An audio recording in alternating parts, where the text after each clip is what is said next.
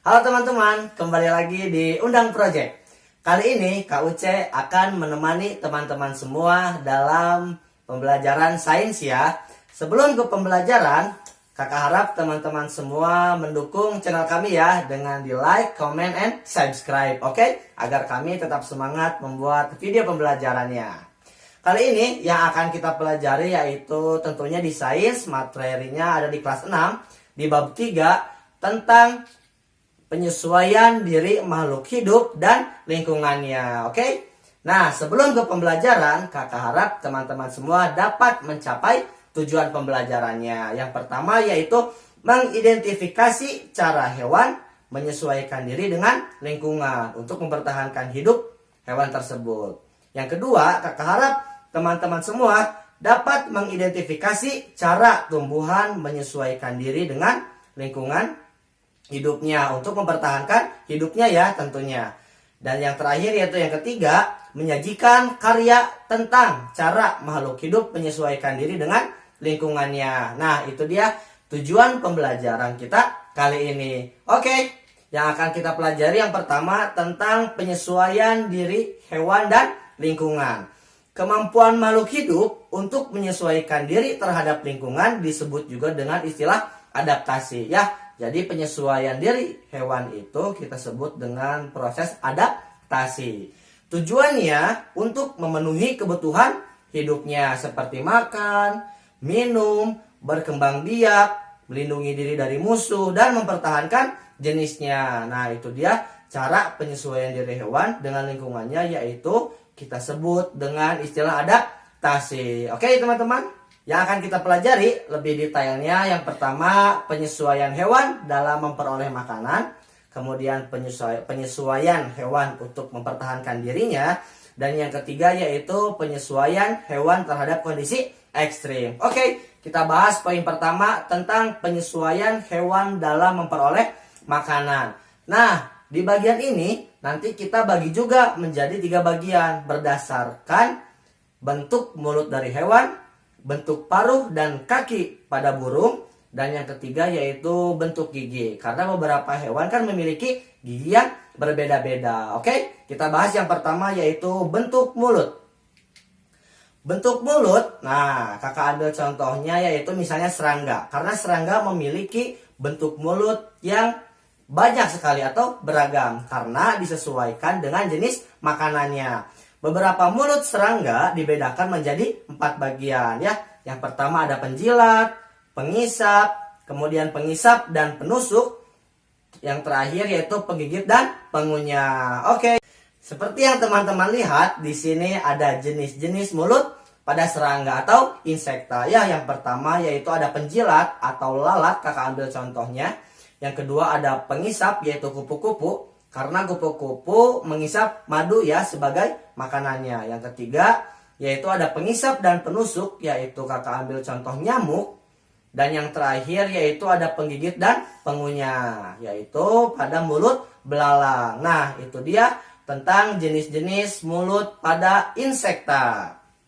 Selanjutnya kita bahas tentang bentuk paruh dan kaki pada burung. Burung memiliki jenis paruh dan kaki yang beraneka ragam ya, disesuaikan dengan makanannya dan tempat tinggalnya tentunya. Hal ini disesuaikan dengan makanan dan tempat hidup burung. Oke. Nah, di sini kakak punya contoh gambarnya yaitu ada yang pertama bebek ya. Bebek ini memiliki paruh yang agak sedikit panjang. Nah, fungsinya untuk mencari makan di daerah lumpur atau air. Kemudian yang kedua ada pemakan daging. Kakak ambil contoh di sini yaitu burung elang. Bisa teman-teman lihat bahwa bentuk paruh pada burung elang ini ujungnya sangat runcing. Nah, hal ini disesuaikan pula dengan makanannya. Karena makanan elang yaitu daging ya. Nah, bentuk runcing itu agar memudahkan burung elang dalam mencabik-cabik daging tersebut. Yang ketiga yaitu ada pemakan ikan. Kakak ambil contohnya yaitu burung pelikan. Seperti yang teman-teman lihat bahwa bentuk paruh pada burung pelikan ini dia sangat panjang dan memiliki kantung yang sangat besar di bagian bawahnya. Bagian bawahnya ini berfungsi sebagai tempat menyimpan makanannya yaitu ikan ya. Dan yang terakhir yaitu ada burung kolibri. di mana dia memiliki paruh yang sangat runcing dan panjang. Nah, ini fungsinya yaitu untuk penghisap madu sebagai makanannya. Nah, itu dia tentang jenis-jenis paruh pada burung. Selanjutnya yang akan kita bahas yaitu jenis-jenis kaki pada burung. Yang pertama yaitu ada kaki pengais. Kaki pengais ini biasanya kita temukan pada ayam ya. Nah, kemudian yang kedua ada kaki perenang, kita temukan di bebek. Nah, dia memiliki selaput di antara jari-jarinya. Hal ini berfungsi untuk memudahkan bebek untuk berenang di dalam air untuk mencari makanannya. Kemudian yang ketiga ada kaki petengger. Kaki petengger ini yaitu untuk proses dia hinggap di batang atau di dedahanan pohon. Oke.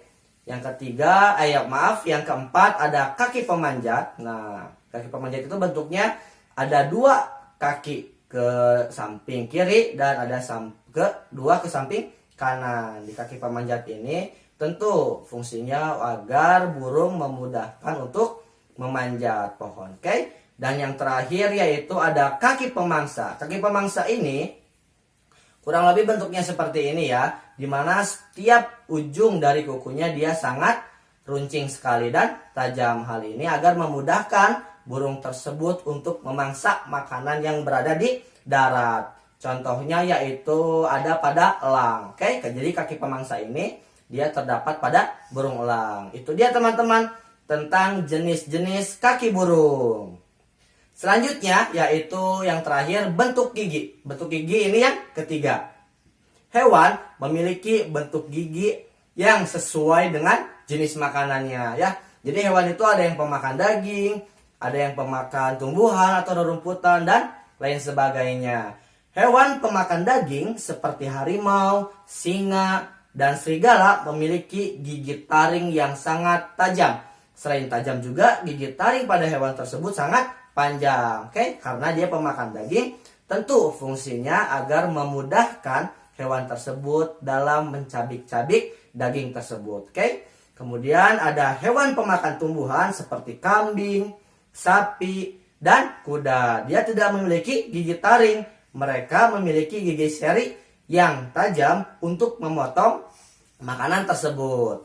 Dan geraham ya pada sapi, kambing, dan pemakan rumput lainnya yang berfungsi untuk menghaluskan makanannya. Jadi pada sapi atau pemakan tumbuhan dia tidak memiliki gigi taring, tapi gigi serinya dia cukup tajam berada pada ujungnya ya. Sedangkan pada hewan pemakan daging tentu gigi taringnya selain tajam dan bentuknya juga panjang. Nah, ini dia. Kakak punya contoh bentuk gigi pada hewan ya berdasarkan makanannya. Yang pertama yaitu ada hiu.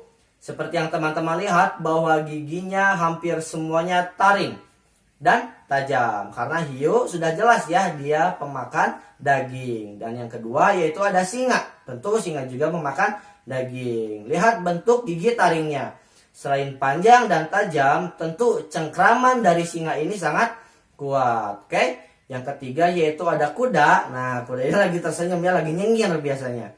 Nah, nyengirnya kuda ini dia menunjukkan giginya. Seperti yang teman-teman lihat, tidak ada sama sekali bentuk gigi taring, melainkan hampir semuanya seperti bentuk seri ya. Tapi di bagian belakangnya itu ada gigi geraham ya, fungsinya untuk menghaluskan makanan. Sedangkan gigi seri yang berada di depannya dia berfungsi untuk memotong rumput pada saat kuda tersebut makan. Dan yang terakhir yaitu ada kambing. Kambing ini sama seperti kuda ya, tidak memiliki gigi taring, tetapi hampir semua bagian gigi depannya dia berbentuk seri. Namun ada juga di bagian belakangnya yaitu gigi geraham. Fungsinya sama seperti kuda untuk menghaluskan makanan atau menghaluskan rumput yang kambing makan. Nah, itu dia teman-teman tentang bentuk gigi pada hewan berdasarkan makanannya. Selanjutnya kita bahas tentang penyesuaian hewan untuk mempertahankan diri. Ini poin yang kedua ya. Yang pertama yaitu ada kamuflase, yang kedua ada mimikri, yang ketiga autotomi, yang keempat ada kelenjar bau, yang kelima mengeluarkan bisa dan sengat, Yang keenam, ada yang berpura-pura mati ternyata. Jadi hewan untuk mempertahankan dirinya ada yang berpura-pura mati, kemudian ada yang mengeluarkan bisa, ya seperti ular, kalajengking dan lain sebagainya. Kemudian ada yang melakukan kamuflase seperti bunglon. Oke, kita bahas satu persatu dari penyesuaian hewan ini. Yang pertama yaitu kamuflase. Kamuflase merupakan kemampuan hewan untuk menyamarkan diri dari pemangsa. Penyamaran yang dilakukan yaitu dengan menyesuaikan warna atau bentuk tubuhnya menyerupai lingkungan. Jadi seperti yang teman-teman sering lihat ya, bahwa bunglon kan dapat berubah warna disesuaikan dengan daerah lingkungannya. Ketika dia berada di pepohonan, tentu batang pohon itu warnanya coklat. Secara otomatis tubuh bunglon tersebut akan menyerupai warna dari batang itu sendiri untuk mempertahankan dirinya dari pemangsa atau yang akan memakan bunglon tersebut. Oke, itu tentang kamuflase. Yang kedua yaitu ada mimikri. Mimikri merupakan menirukan bentuk fisik atau perilaku jenis makhluk hidup lainnya. Perbedaan hewan yang melakukan mimikri dengan berkamuflase ialah hewan mimikri tidak menyembunyikan diri dari pemangsanya, melainkan terlihat lebih buas dari pemangsa. Jadi kalau di mimikri ini, hewan untuk melindungi dirinya yaitu dia menyerupai seperti pemangsanya, tidak berubah bentuk atau tidak berubah warna pada tubuhnya ya. Ingat bahwa mimikri ini dia menyerupai bentuk dari pemangsanya, oke? Atau menyerupai bentuk hewan yang akan memakannya, oke? Selanjutnya yaitu ada autotomi. Autotomi ialah kemampuan hewan untuk memutus bagian tubuhnya dan menumbuhkannya kembali. Tujuannya ialah agar pemangsa merasa terkecoh dengan gerakan bagian tubuhnya yang putus. Sebagai contoh misalnya cicak ya.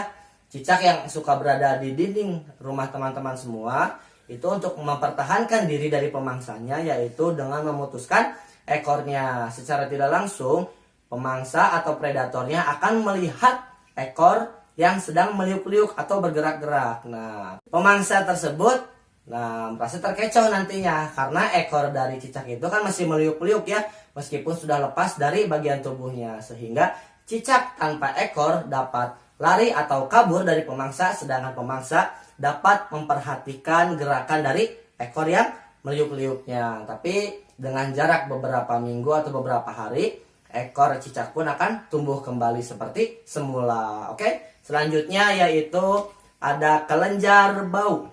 Beberapa hewan melindungi dirinya dengan mengeluarkan bau yang tidak sedap agar pemangsa dapat menjauh darinya. Contohnya yaitu ada hewan walang sangit dan sigung. Jadi dia mengeluarkan bau yang sangat menyengat agar pemangsa merasa risih dengan bau dari badannya dan pemangsa dapat kabur atau lari dari si korbannya atau dari hewan sigung ini. Oke? Jadi sigung mengeluarkan bau badannya agar pemangsa dapat kabur dari sigung tersebut. Itu dia tentang kelenjar bau. Oke? Selanjutnya yaitu mengeluarkan bisa dan sengat.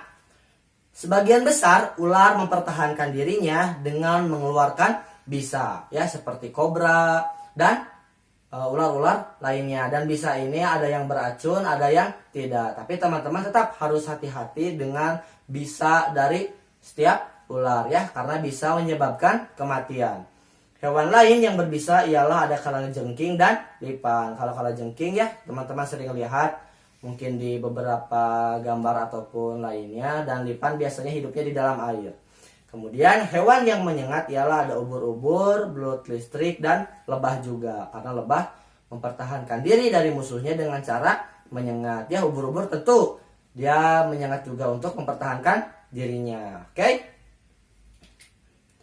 Selanjutnya dan yang terakhir yaitu berpura-pura mati. Beberapa hewan seperti kumbang badak menyelamatkan dirinya dari predator dengan cara pura-pura mati. Jadi ketika ada predator atau pemangsa yang akan memakan kumbang badak ini, dia berpura-pura mati agar predator tersebut terkecoh. Oh, ternyata hewan yang akan dimakannya sudah mati.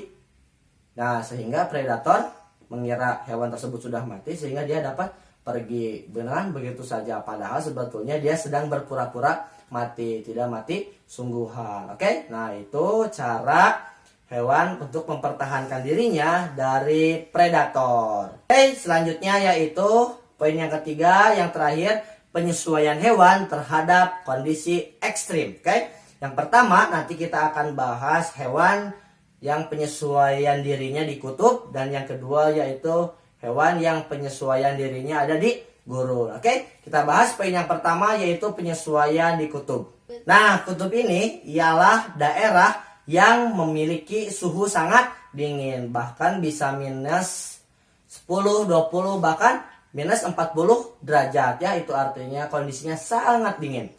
Hewan yang hidup di kutub menyimpan cadangan lemak yang tebal di bawah kulitnya. Nah, lemak tersebut membuat mereka tetap hangat di daerah kutub ya.